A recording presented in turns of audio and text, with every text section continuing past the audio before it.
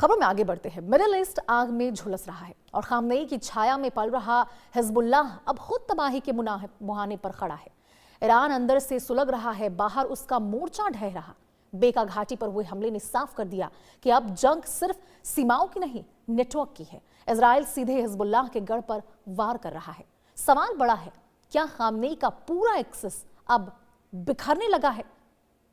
तो देखिए, मध्य पूर्व एक बार फिर खून और बारूद की आग में घिरता जा रहा है। लेबनान की बेका घाटी पर हुए ताजा हमले ने हालात को और विस्फोटक बना दिया। इजरायली वायुसेना और तोपखाने ने इलाके को निशाना बनाया और इजराइल का दावा है कि यहां हिजबुल्लाह के रॉकेट लॉन्च पैड मौजूद थे। आईडीएफ प्रवक्ता ने इस कार्रवाई को निवारक हमला बताया है। इजराइल का कहना है कि यह राष्ट्रीय सुरक्षा के लिए जरूरी कदम था। तेल अवीव लगातार आरोप लगाता रहा है कि हिजबुल्लाह नागरिक ढांचे की आड़ लेता है। बेका घाटी को हिजबुल्लाह का मजबूत गढ़ माना जाता है और यही इलाका हथियारों की आवाजाही का अहम गलियारा भी बताया जाता है। हमले के बाद इलाके में धुएं और मलबे के बीच दहशत का माहौल है। स्थानीय रिपोर्ट्स में रिहायशी इमारतों के तबाह होने की बात सामने आई है।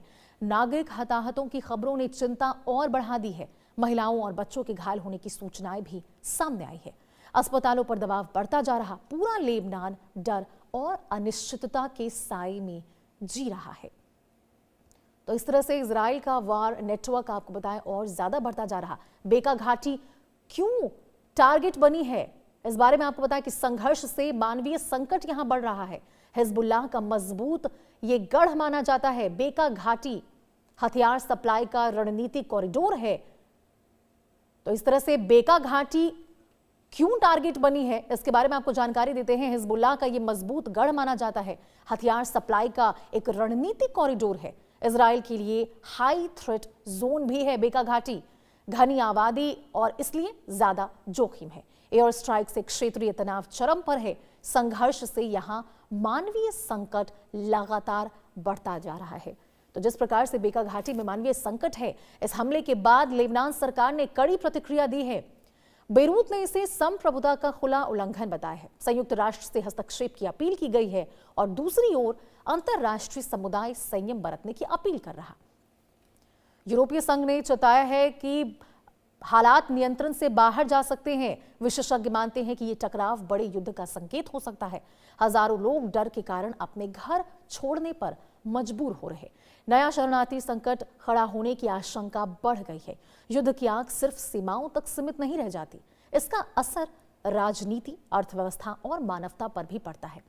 इधर ईरान अंदरूनी असंतोष और विरोध प्रदर्शनों से जूझ रहा है और उधर उसका सबसे मजबूत मोहरा हिजबुल्लाह लगातार कमजोर पड़ रहा। यह खामनेई के क्षेत्रीय प्रभाव के लिए बड़ा झटका माना जा सकता है। एक्सेस ऑफ रेजिडेंस की ताकत पर अब सवाल उठने लगे हैं। मिडिल ईस्ट की पूरी ताकत का समीकरण बदलता नजर आ रहा। तो इस तरह से दो मोर्चों पर ईरान घिरता नजर आ रहा है। देश के अंदर विरोध और अस्थिरता बनी हुई है।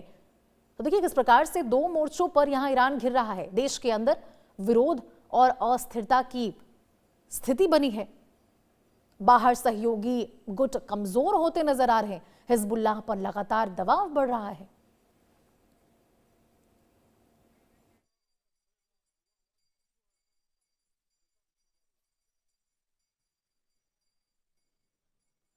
तो दो मोर्चों पर देखिए किस तरह से ईरान घिरता नजर आ रहा है। इजराइल का आक्रामक रणनीति यहां पे देखने को मिल रहा है। क्षेत्रीय पावर बैलेंस शिफ्ट हो चुका है। खामनेई की रणनीति पर संकट मंडरा रहा है। हिजबुल्लाह पर लगातार दबाव बढ़ रहा और इस तरह से दो मोर्चों पर ईरान घिर रहा है।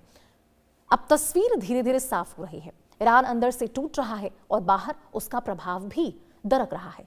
हिजबुल्लाह पर हो रहे हमले सिर्फ सैन्य कार्रवाई नहीं बल्कि एक पूरे नेटवर्क पर प्रहार है। आने वाले समय में यह टकराव पूरे मध्य पूर्व की दिशा तय करेगा और दुनिया एक बार फिर युद्ध की छाया में खड़ी नजर आ रही है।